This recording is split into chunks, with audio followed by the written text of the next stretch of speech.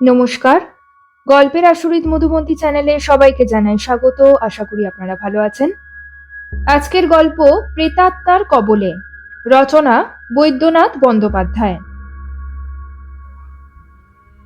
গল্পের মুখ্য চরিত্রে রয়েছে বক্তা, তার দাদু, কোচোয়ান এবং একজন অচেনা রুগী লোক।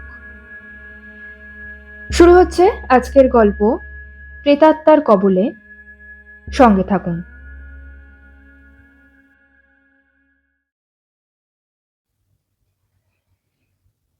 ইংরেজ আমলে আমার দাদু একজন নামকরা ডাক্তার ছিলেন। রোগীদের চাপে সময় মতো স্নান খাওয়া হয়ে উঠত না।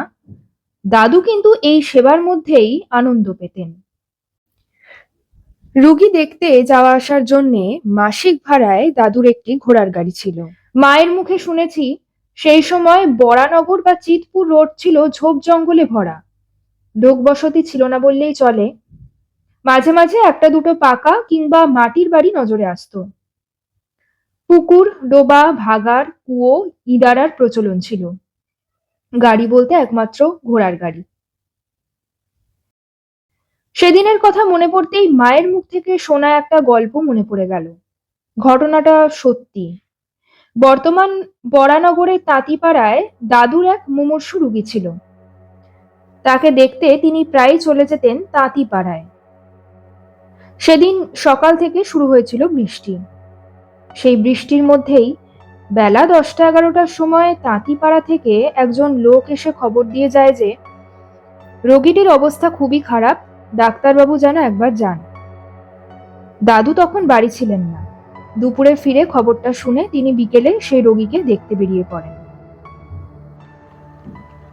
তাঁতিপাড়ার রোগী দেখে ওখান থেকে বরানগর বাজারের কাছে পৌঁছতে প্রায় সন্ধ্যা হয়ে গেল।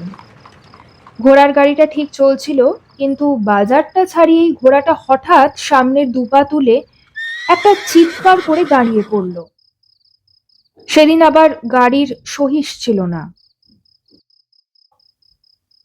কোচোয়ান 2-4 বার চাবুক মেরে তারপর গাড়ির ওপর থেকে নেমে ঘোড়াটাকে সামলাবার চেষ্টা করলো।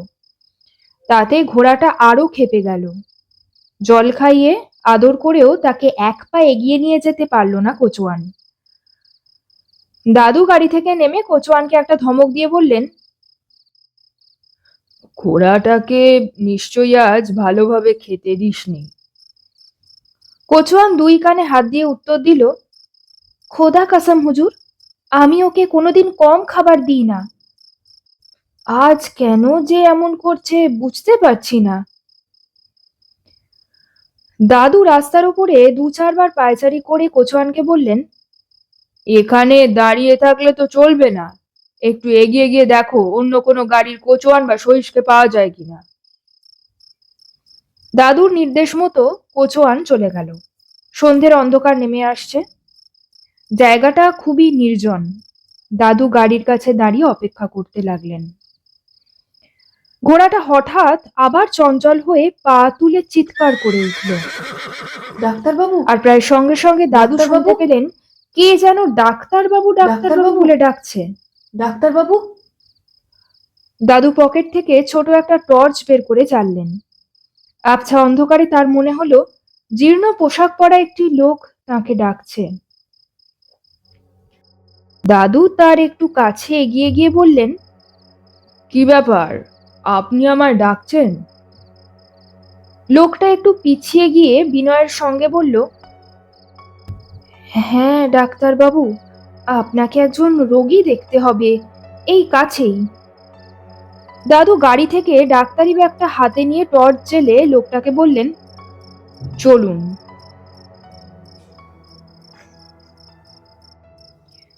কিছুটা গিয়ে গলির মধ্যে ঢুকে একটা ভাঙা বাড়ির সামনে এসে দাঁড়ালেন তাঁরা। বাড়ির ভেতরে ঢুকতেই দালান পড়ল। দালানের ওপাশে একটা ঘর দেখিয়ে দিয়ে লোকটা বলল, রোগী ওই ঘরেই আছে, আপনি ভেতরে যান, আমি এক্ষুনি আসছি। দাদু লোকটিকে বললেন, তাড়াতাড়ি আসবেন, আর রাস্তায় গিয়ে দেখবেন আমার গাড়ির কোচোয়ান ফিরে এসেছে কিনা। যদি ওকে দেখতে পান তাহলে বলবেন আমি এখানে আছি, সে যেন অপেক্ষা করে। লোকটা কোনো উত্তর না দিয়ে মাথাটা নেড়ে নিমেষে অন্ধকারের মধ্যে অদৃশ্য হয়ে গেল। কোথাও কোনো সাড়া শব্দ নেই। সেই নির্জন জায়গায় দাঁড়িয়ে চারদিকে টর্চের আলো ফেলে ভালো করে দেখে নিয়ে লোকটির নির্দেশ মতো এগিয়ে গেলেন সেই ঘরটার দিকে। ভেজানো দরজাটা খুলতেই বিশ্রী একটা গন্ধ নাকে এসে লাগলো। দাদু একটু বিরক্ত হয়েই বললেন, কই, রোগী কই? ডাক্তার বাবু, এই যে এদিকে আমি। টর্চের আলোয় সামনে একটা খাট দেখতে পেলেন দাদু। ভাঙা খাটের উপরে নোংরা সাদা চাদর মুড়ি দিয়ে কে শুয়ে। বিছানা বালিশ বলতে চারদিকে শুধু তুলো ছড়িয়ে আছে, আর কয়েকটা নেংটে ইঁদুর বিছানা জুড়ে ছুটোছুটি করছে। দাদু বুঝলেন লোকটাকে দেখার কেউই নেই। ঘরটা যে কতদিন পরিষ্কার হয়নি কে জানে। সামনের চেয়ারটাতে বসুন ডাক্তার বাবু। লোকটির কথায় চেয়ার টেনে বসতে বসতে দাদু বললেন, হ্যাঁ বসছি, কিন্তু ঘরের যা অবস্থা তাতে তো মশাই সুস্থ লোক অসুস্থ হয়ে পড়বে। আপনাকে দেখবার কি কেউ নেই? আছে ডাক্তার বাবু, আছে, কিন্তু কেউই এখানে থাকে না। সেই কথাই তো আপনাকে বলবো। আপনার নাম অনেক শুনেছি। আপনার বাড়িতেও অনেকদিন আগে আমার স্ত্রীকে দেখাতে নিয়ে গিয়েছিলাম। আজ আর সে নেই। যে আমায় ডেকে নিয়ে এলো সে কি আপনার কেউ হয়? না না, ও কদিন হলো আমার কাছে এসে জুটেছে। আসলে ও আমার নতুন বন্ধু। আজ দুপুরে ওই আমাকে খবর দিয়ে গেল যে আপনি এদিক দিয়ে রোগী দেখতে গেছেন। আমি তখন ওকে বলেছিলাম যে কোনো উপায় হোক ডাক্তার বাবুকে আমার কাছে একবার নিয়ে এসো, তাকে আমার কিছু বলার আছে। আচ্ছা, এখন অন্য কথা থাক, কি হয়েছে সেটাই আগে জানা দরকার। হাতটা বার করুন, নাড়িটা দেখব, আর মুখের চাপাটাও খুলে ফেলুন। তার আগে আমার কথাগুলো ধৈর্য করে শুনতেই হবে আপনাকে। দাদু একটু বিরক্ত হয়ে বললেন, যা বলার তাড়াতাড়ি বলুন, আমাকে আরো রোগী দেখতে যেতে হবে।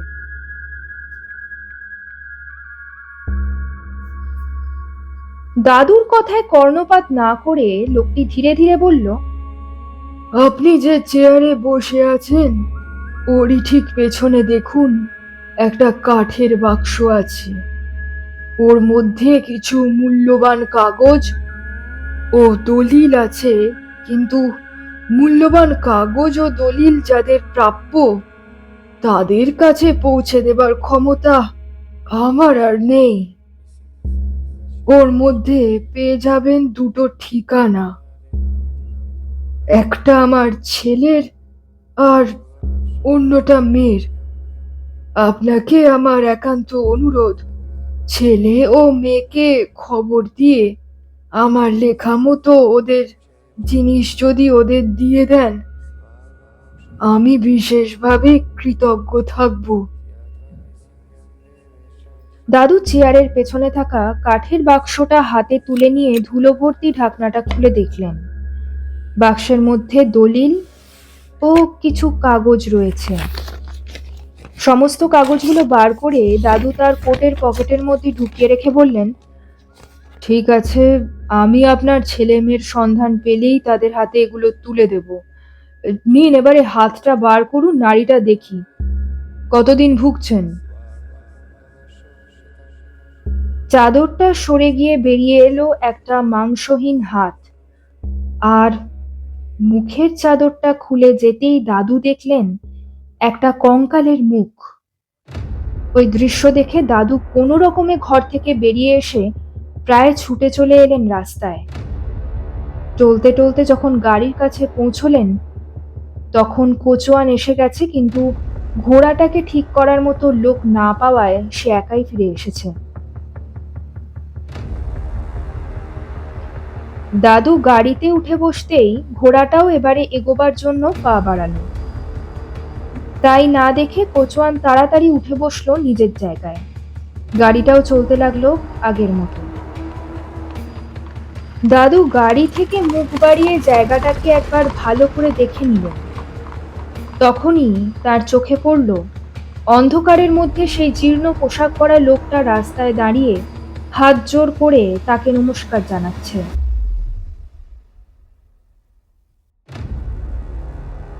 সেদিন রাতে বাড়ি ফিরেই দাদু সবাইকে এই ঘটনার কথা বলেছিলেন।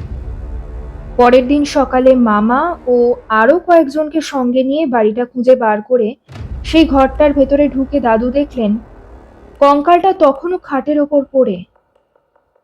একটু খোঁজাখুঁজি করতেই আশপাশ থেকে 2-4 জন লোককে পাওয়া গেল। তারা তো দাদুর মুখে রাতের ঘটনার কথা শুনে বিস্ময় হতবাক।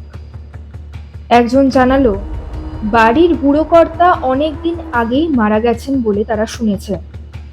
বাড়িটাও খালি পড়ে আছে বহুদিন ধরে। ভাঙা বাড়ি ও ঝোপ জঙ্গল দেখে দিনের বেলাতেও এই দিকে কেউ আসে না, তাই কেউই এই মৃত্যুর খবর জানে না। যাই হোক, সকলের চেষ্টায় সেই কঙ্কালটাকে দাহ করে দাদু ও অন্যরা বাড়ি ফিরে এলেন। ঠিকানা দেখে ছেলে ও মেয়েকে খুঁজে বার করতে দেরি হলো না। দাদু তাদেরও সমস্ত ঘটনার কথা জানিয়ে দলিল ও অন্য কাগজপত্র বুঝিয়ে দিয়ে বললেন, ওই বাড়িতে গিয়ে শ্রাদ্ধ শান্তির ব্যবস্থা করো, যাতে ওনার আত্মা মুক্তি পায়।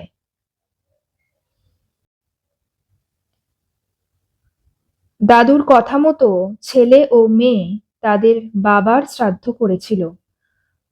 দাদুও শ্রাদ্ধের সময় সেখানে উপস্থিত ছিলেন।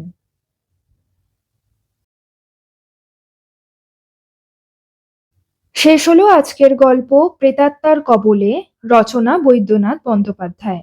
গল্প পাঠ ও সমগ্র পরিচালনায় আমি মধুবন্তী। আমার গল্প পাঠ আপনাদের কেমন লাগছে তো অবশ্যই আমাকে জানান নিচের কমেন্ট সেকশনে। খুব শীঘ্রই ফিরে আসবো পরবর্তী একটি নতুন গল্প নিয়ে। ততদিন স্টে কানেক্টেড উইথ গল্পের আসর উইথ মধুবন্তী। ধন্যবাদ।